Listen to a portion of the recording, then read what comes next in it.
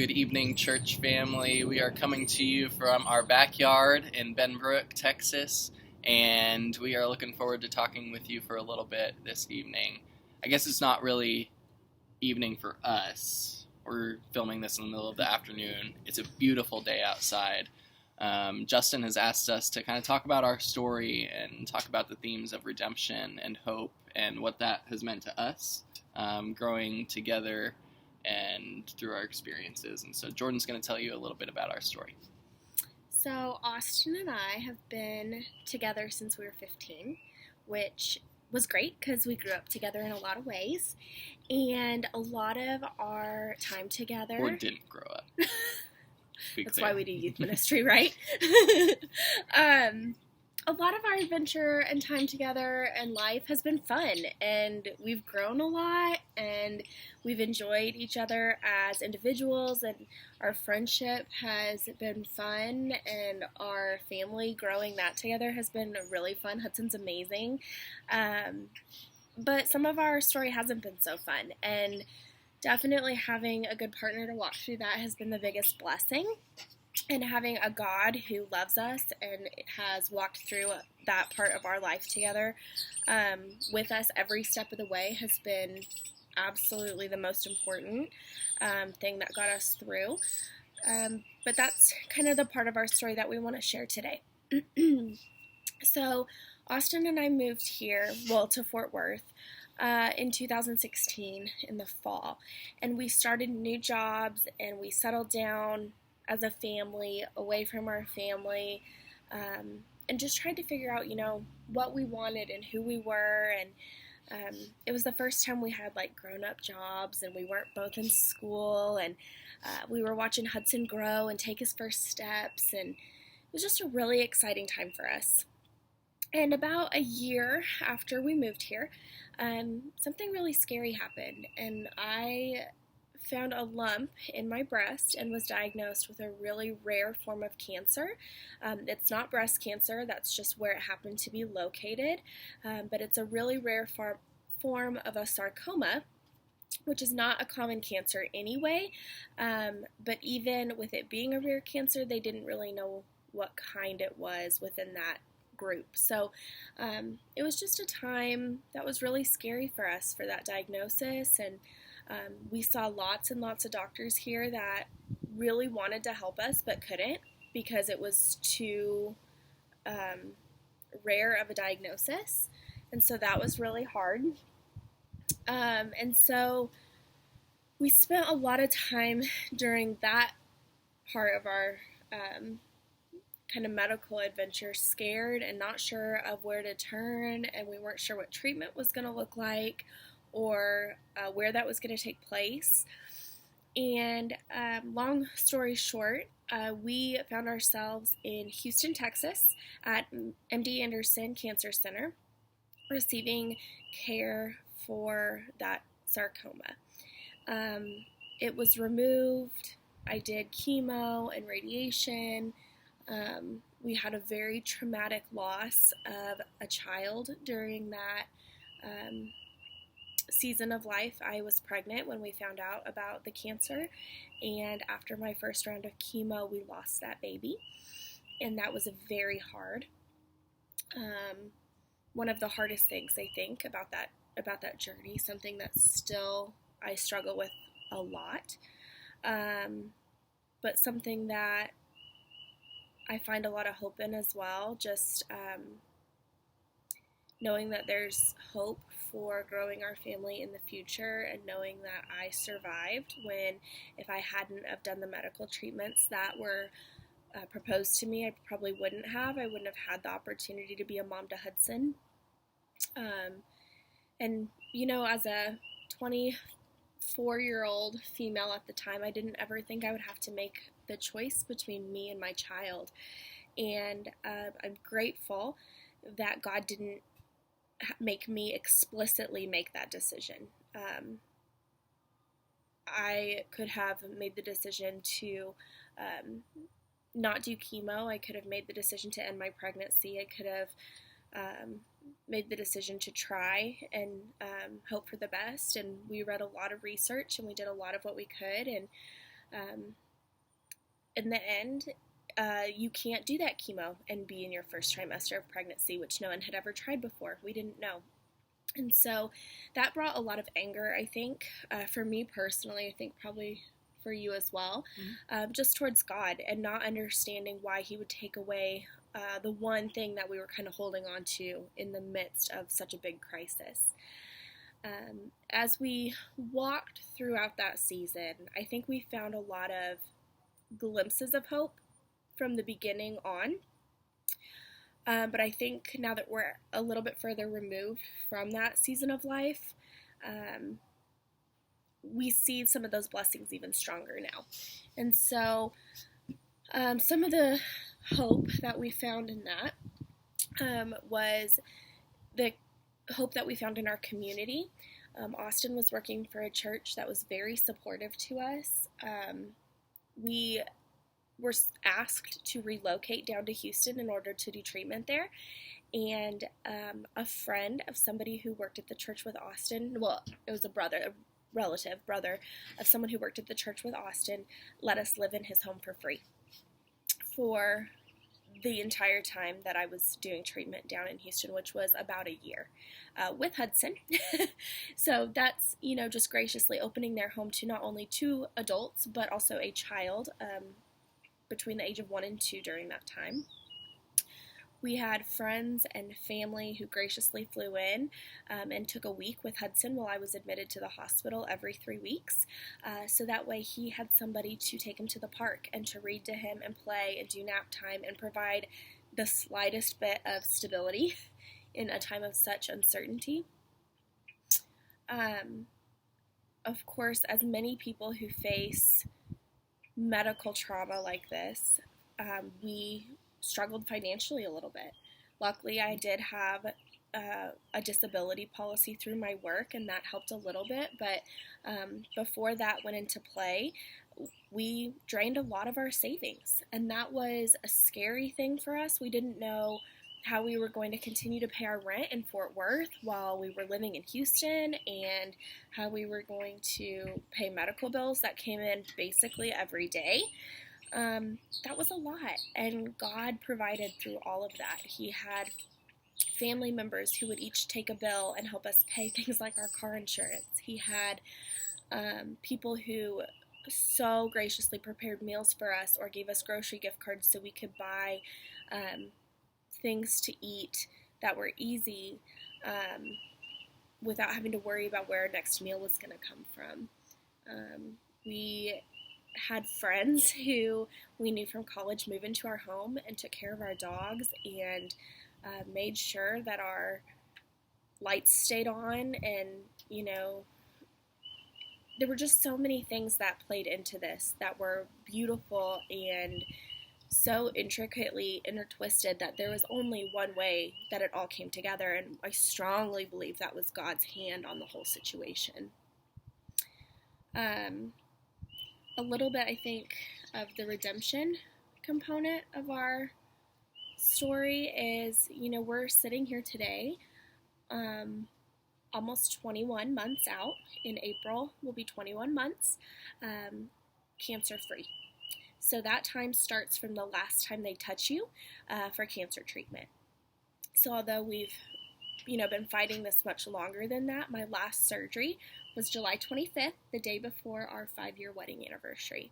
And I remember we sat in this hotel room the day after I had surgery, and Austin handed me, we weren't going to do gifts, and he handed me this card, and it was beautiful, and it was heartfelt, and it just reflected everything we'd been fighting for.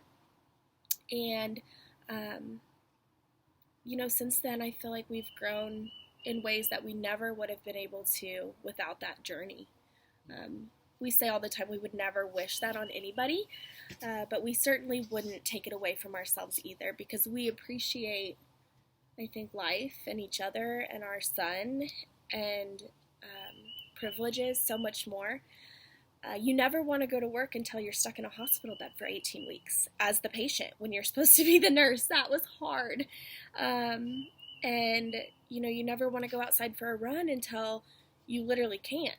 mean, I used to go outside for walks. It would take me an hour to walk a mile, but I just needed some sunshine, and I think going through that and having all those changes physically and emotionally and even spiritually, I mean, we've just learned to appreciate so much deeper than we did before.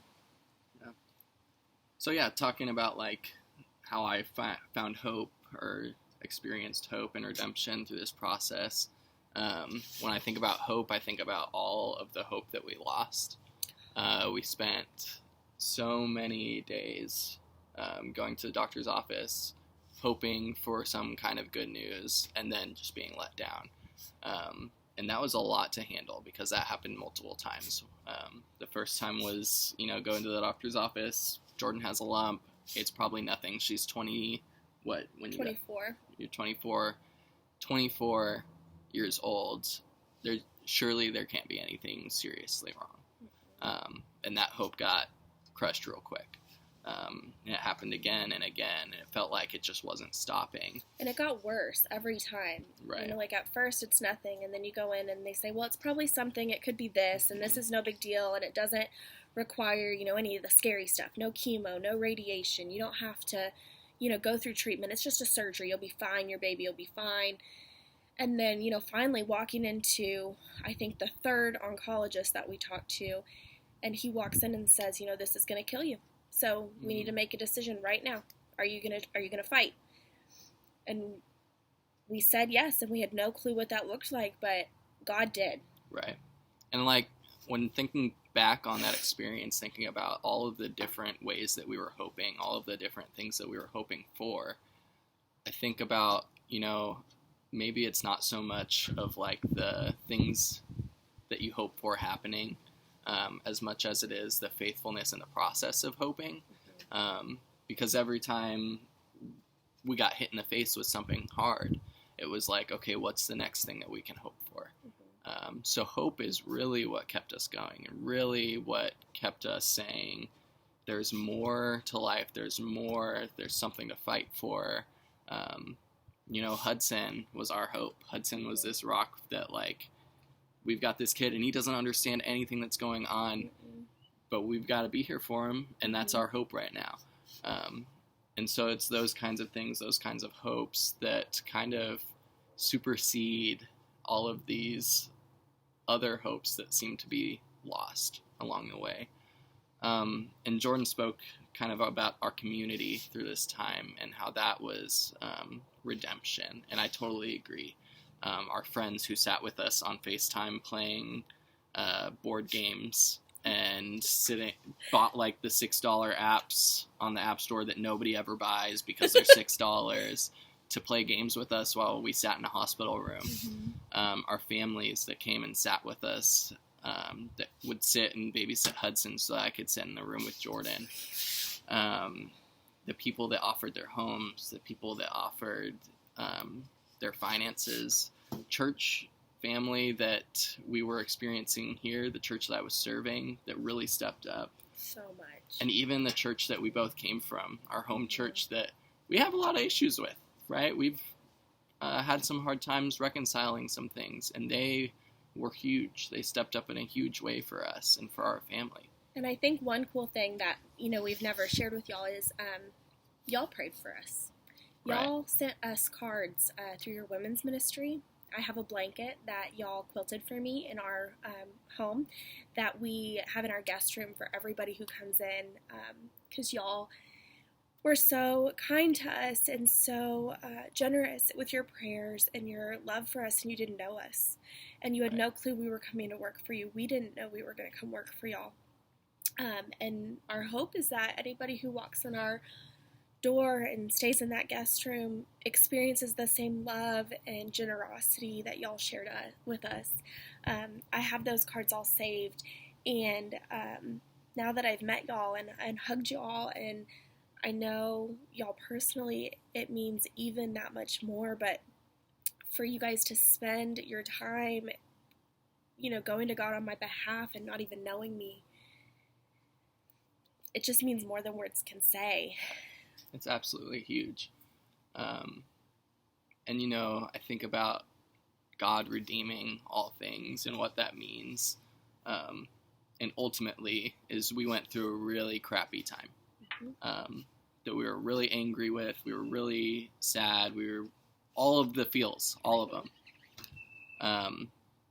But God is using this story to redeem our lives in the sense that we now understand that we have to live our lives, that we need to make choices that reflect who we are as a family, that reflect who we are as Christians, as people that follow God, and that seek to love like God loves. And I think that our story has really empowered us to be able to do that in new ways, in ways that we wouldn't have thought of before. And God also, I think, really took this story and used it as a teaching moment for me, at least, in the sense of, I can't do everything on my own because I really want to. And I was pretty good at getting things done. I was pretty good at being the minister that people came to if they had questions, if they needed answers, if they needed to talk. But I had never really experienced something in my life where I had to be the person going and asking for help. Right. That was hard. This was the first moment where that needed to be done. And it was God saying, like, hey, I am here. I'm around in all of these people. And you just have to be open to that. And I think that was kind of a tough lesson at first because you want to be able to do things on your own. You want to be able to take care of your family on your own. And ultimately the answer was that I couldn't. But God put the people in my life that could help me do that. And I firmly believe that God was in that process through those people, through those communities, through you, even though we didn't know you. Yeah. So I think that's, kind of what we want to share. We're very open, so if you have questions or, you want to talk further, that's absolutely fine. But I think the biggest thing, that we just want to leave with y'all is you never know when you're going to be hope for somebody. And so as long as you're just living and letting Jesus shine, which I know y'all do, and you do in a great way, in so many different ways through the church, God's going to use that in ways that you may never know. And so we're just really grateful. Yeah, this is absolutely an encouragement to you that God is redeeming all things and that we, people, human beings with God in us, are part of that. And our story, I think, is a testament to that. So thanks for listening. We love you all. We hope that you have questions. We hope that you want to talk to us about this. And we're real excited because in July, in 2 years, we're going to be celebrating. So absolutely. Yeah, so when we hit 2 years, that's our big marker. So July. Yeah. All right. See y'all. Bye, guys. Peace.